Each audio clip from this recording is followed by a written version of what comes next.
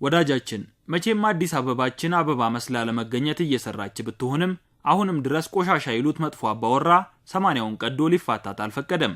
እናም አንዳንድ አካባቢዎች ላይ አፍንጫን ቆርጬ ካልጣልኩ እረፍትም አይኖረኝ ከሚል የቆሻሻ ሰራዊት የሚለቀቅ የመጥፎ ሽታ ጦር አላፊ አግዳሚው አፍንጫ ውስጥ እየተሰነቀረ ዊ እንደው አሁንስ ቆሻሻ የማላይበት የት ልድረስ ሲያስብል ሳንመለከት ወይ ሳይደርስብን አልቀረም። ቆሻሻ የማያዩበት ቦታ መድረስ ከሆነ ፍላጎቶት እርሶ ራስዎት ለቆሻሻ የሚገብሩትን የቆሻሻ መዋጮ ማስቀረት ነው መፍትሄው ሳይሎት ያልቀረው ኦዲቲ ሴንትራል ድረገጽ እንዲህ ላለው ስራ ደግሞ የካሚትሱ ነዋሪዎችን ብትጠይቋቸው መላውን አንድም ሳያስቀሩ ይነግሯችኋል የሚል ጥሞና ባለው ዘገባው በሀገረ ጃፓን የምትገኘዋ የካሚካትሱ ከተማ ምንም ቆሻሻ የሚባል ነገር የማይታይባት ከተማ ነች ሲል አስነብቧል። ምን መሰሎት ወዳጃችን፣ እርግጥ የሰው ልጅ በዕለት ተዕለት ህይወቱ ከሚከውናቸውና ከሚጠቀማቸው ነገሮች ተራርፈው ቆሻሻ የሚል ታርጋ እየተለጠፈላቸው የሚጣሉ ነገሮች አለቅጥ የበዙ መሆናቸው የሚያጠያይቅ አይደለም። ግና እነዚህን ቆሻሻ ብለን የምንጥላቸው ነገሮች ድጋሜ ጥቅም ላይ መዋል አይችሉም ወይ ነው የካሚትሱ ነዋሪዎች ጥያቄ። ለጥያቄው ደግሞ አዎ ግጥም አድርገው እንደገና ጥቅም መስጠት ይችላሉ የሚል ምላሽ ራሳቸው ሰጥተው ነው።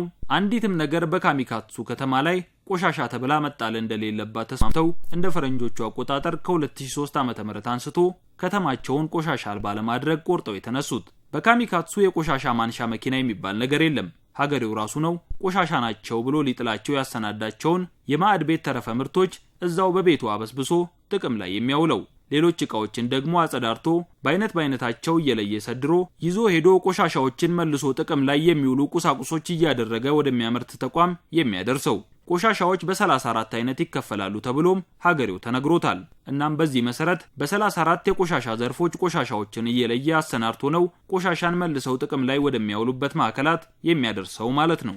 አብዛኛዎቹ ቁሳቁሶች መልሰው የሚሸጡ ሲሆን ሌሎቹ ደግሞ ፈርሰው እንደ አዲስ ተሰርተው ሌላ ነገር እየሆኑ ተመልሰው ቆሻሻ ናችሁ ተብለው ወደ ተወገዱበት ቤት ያመራሉ። ሌላው ቀርቶ የካሚካትሱ ነዋሪ የሚጥለው ቆሻሻ ምን ሆኖ ሊሰራ እንደሚችል በሚያስቀምጥበት ዘርፍ ላይ ባለው መግለጫ መሰረት አስቀድሞ ያውቀዋል። ጃፓናውያኑ የካሚካትሱ ነዋሪዎች ቆሻሻ ናቸው አንጠቀምባቸውም የሚሏቸውን ቁሳቁሶች ይዘው ሄደው ካለምንም ጭማሪ ክፍያ የፈለጉትን ቁሳቁስ ይዘው ወደ ቤታቸው የሚሄዱባቸው ሱቆችም አሉ። እነዚህን ሱቆች ኩሩኩሩ ሲሉም ነው የሚጠሯቸው። ኩሩኩሩ ሱቆች ከሰዎች በልዋጭ የተቀበሉትን ቆሻሻም እንደገና ሌላ ዕቃ ሰርተውባቸው ሌላ ቆሻሻ ይዞ ላመጣ ሰው ይቀይሩባቸዋል። ቁጥራቸው ከ1700 ትንሽ በለጥ የሚሉት የካሚካትሱ ነዋሪዎች ከ13 ዓመታት በፊት የጀመሩት ይህ ቆሻሻ የሚባል ነገር እንዳናይ የሚል ስራ ዛሬ ላይ እንዳለ ከከተማው ነዋሪ የዕለት ህይወት ጋር ተዛምዷል። በእርግጥ ነገሩ ሲጀመር አስቸጋሪ መስሏቸው የተቃወሙት ባይጠፉም ዛሬ ላይ ግን ሁሉም የከተማው ነዋሪ ቆሻሻን በተመለከተ አንድ አይነት መንገድ ብቻ ነው የሚከተለው፣ መልሶ ጥቅም ላይ ማዋል ብቻ።